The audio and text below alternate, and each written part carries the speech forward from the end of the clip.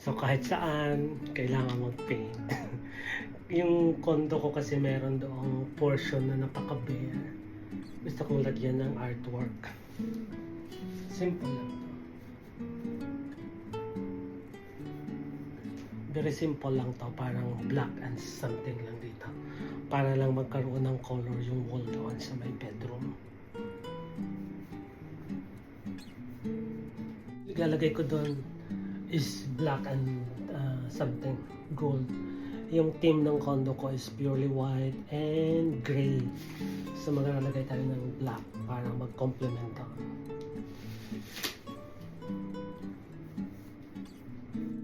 Hindi ito talaga parang pansamantala lang. Ano. I have no time eh. Marami sana ako doong painting available. Kaso hindi ko nadala. Mahal. So, gawa muna ako ng parang halfway lang na painting.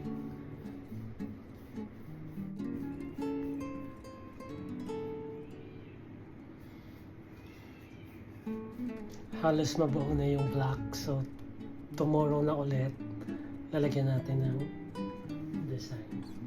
Ayan, black na siya. Patutuyuin muna yan. Then, tomorrow again. See? Yun yung other paintings ko. Oh.